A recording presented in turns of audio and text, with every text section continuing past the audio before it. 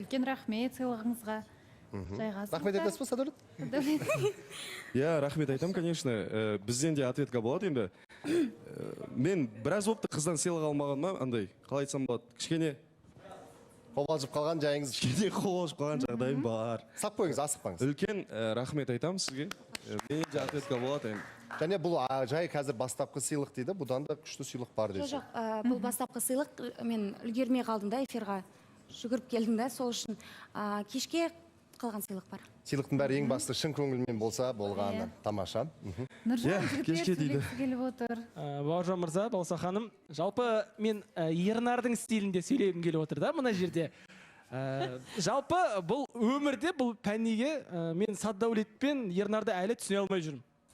Жалпы Динара ханымның ұзын құлақтың естуі бойынша, менің өзімнің естуім бойынша, негізі Динара мен Ернар былай жалпы таныспа сондай бірдеңе екен. Ернар мен? Ернар мен Динара, я. И мына жақта негізінде айтқан екен. Негізі мен Динара Ернарға келуім керек еді деген сияқты әңгімелер бар екен, алып қашпа.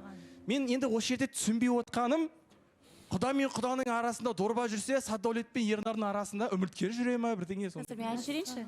Айтып жүріңіз. Мен бір ай бұрын негізі Саддаулетті көрмей жатып, Ернарды көрген болатын. Бір ай бұрын бауысы, 2 апта, 3 апта бұрын. Сол кезде көрдім де, мен жаздым редакцияға осындай, Ернарға үміткер болып келсем қалай болады деп. Фейс ұнап қалды ғой, Фейс шығар, тиктоктан көрдім да жай ғана. Одан кейін Ернардың өзімен біз вообще сөзбегенбіз, тек бір ақ рет сөзгеміз, оның өзінде мен оған жаздым. Саламатсыз ба? Привет, маған үміткердің несін жібере аласың ба, ссылкасын деп, и все болды. Одан кейін сөзбегенбіз, мүлдем. Яғни сіз басында Ернар көзіңізге түсті. Оны сіз көрдіңіз ғой. Солай ма? Динара? Оны маған айтып түсіндірген болатын, мен Ал көргенмін. одан кейін қай уақытта Саддаулет көзіңізге түсті? Саддаулет осы бір аптаның ішінде көзіме түсті. Мен негізі кешке Оралға кетейін деп жатырғам. Самолетім болған. Кейін отмена жасауға болады екен, сөйтіп отмена жасап, осы жаққа келген болатын.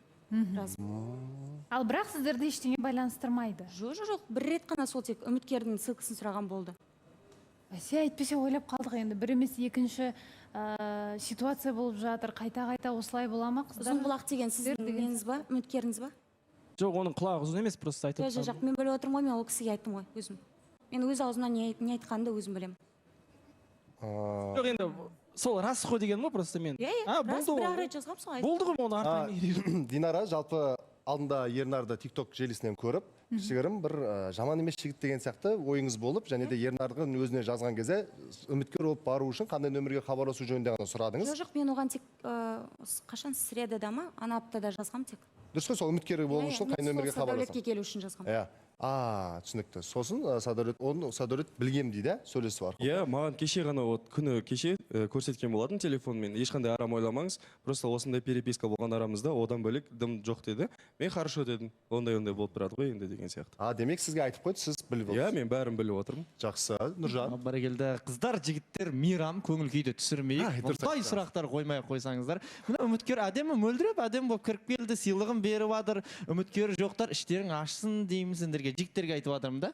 Кешке главный сыйлық кешке дейді, бір қызыл розалар шаш, бір мөлдіретші беретін сияқты бұл кісі. Кешкі ас сізді айтып жатқаным ғой, кешкі ас жасап. Сіз келген кезде сізге сұрақ қойған болатынмын. Сіз жаныңызға үшінші адам кездесуге барса қалай қарайсыз деген кезде сіз айттыңыз. Жоқ, үшінші адам керек емес, біз өзіміз бірінші кездесуде сөйлесіп алуымыз керек, өзіміздің сұрақтарымызды қойып алуымыз керек дейді. Біз видеодан көрсек, бір адамдар көп жерге бар, тамақ ішкен екенсіздер, у-шу болып жатыр енді арғы бет. Жанында біреу видеоға түсірген. Үшінші адам кім болды сіздердің жандарыңызда? Үшінші адам емес. Ақерке болған, Сержан болды. Және Ернар болды. Сіз бұлай көңіліңізден шықпаған сияқты, өйткені сіз айттыңыз ғой, мен бірінші кездесуде өзіміз қалып, бір-біріміз жайлы сұрақтарды қойып алу керек деп. Соны Саддаулет елемеген болып тұрма сонда? Жоқ, былай болды ғой. Басында олар сол жерде отырды. Мен студиядан шыққаннан кейін бардым сол жаққа. Сөйтіп әңгіме айтып отырдық. Кейін мен өзіне айттым, жай бөлек шығайық, әңгіме айтайық деген сияқты. Кейін одан кейін екеуміз 2 сағат далада жүрдік, бірге әңгіме айтып. Сіздің әңгімеңізде не үшін мені апармағансың деп айтқым келген сияқты болды. Саддаулетте солай басталды, нүктесі болмай қалды. Жалпы расымен де Саддаулетте болашақта құлақ қағыс болсын. Мен көп естіп жатырмын, Ернар екеуі ажыра алмай бірге жүреді деген секілді. Бірақ жігіт болып қыз баласымен жеке оңашада баратын кезде досымен барған негізі ыңғайсыздау. қыз баласы құрылысымен шығатын еді да негізі, сіздер керісінше сияқты. Соны бір доғару керек. Мен енді бағанағы нәрселерден бейхабар адам ретінде сөйлейін. Жалпы ол жаққа бару себебім Ернар. Жарайды, айтпаңызшы. ол жаққа бару себебім енді біздің жобаға фото, видео жалпы көрермендерге түсіріп беру мақсатында досыма бір желеу болайын, демеу болайын деген мақсатта бардым. Бірақ тамақ ішіп болғаннан кейін өзім былай бетіп ығысып кеткенім бар. Және екеуіне күшті қылып қосып отырдым. Мә, көздеріңіз қандай тамаша, көзқарастарыңыз қандай тамаша деп қоямын арасында. Бұл қашаннан бері бұндай болды? Осы бір 2 ай болды осылай, иә? Бір сөйлеу манераңызды бір өзгертіп алғансыз? Өзгертіп алған сияқтымын, сәл кішкене бар ондай бір өзгеріс. Досым қалай істейін дедің?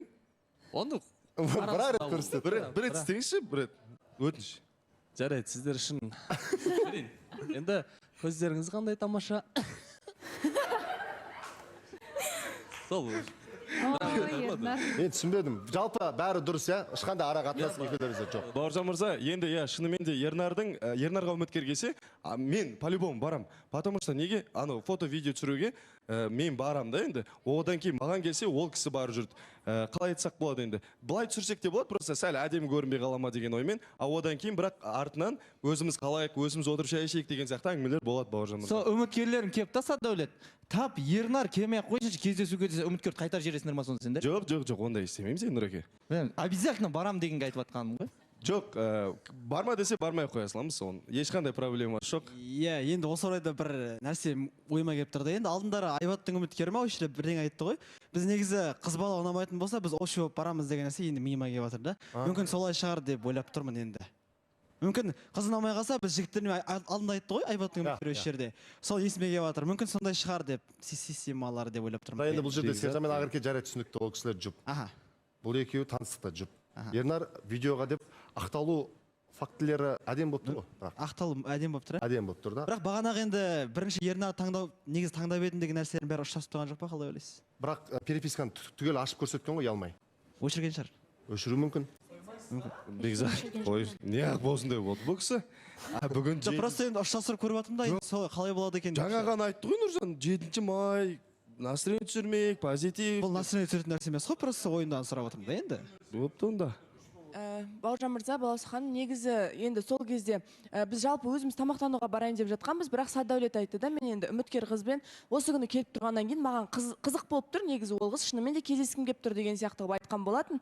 Енді ылғи тамақтанамыз ғой эфирден шыққаннан кейін. Содан кейін мен де айттым, енді қыз баласы болғаннан кейін бәлкім ең бірінші кездесуде жалғыз өзіңмен кездесуге кішкене қысылып ұялатын шығар. Сондықтан жарайды, бәріміз бірге отырайық деген сияқты. Бірақ ол жерде бір Ернардың бұл кісіге бір дұрыс емес қараған, немесе бұл кісінің тарапынан Ернарға бір ойнап күліп бірдеңелер айтқан байқаған жоқпын өзім жеке басым. Енді білмеймін, бір ер азаматтардың қосайық жобасына отырып жалпы үміткер қабылдағаны да бір қыздардыкінен кішкене айырмашылығы бар екен. Жалпы мен көп жүре бермеймін. Енді бұларға қиындау екен жалпы да. Садәулеттен кішкене байқап қалдым, бірақ Садәулет енді бұрын соңды бұндай қатты қызығушылық көп қызға болмаған шығар. Енді таныстықтары жақсы болып жатыр деп ойлаймын. Жалпы бақытты болыңдар деймін. Жақсы. Рахмет. Бәрі жақсы сияқты ғой? Бәрі өте жақсы. Мен біраз болды бұндай, қалай айтсам болады, бүйтіп күліп, өзім интересім болып, звондап деген сияқты нәрселер менде ашылып келе жатыр, жаймен деп енді. Шүкір деп қояйық, тфай деп. Сол үшін бір маған сыйлық беріпті, енді мен бір рухани сыйлығым болса, бір әнімді айтып жіберсем. Жарайды, иә. Анда барып айтсам бола ма?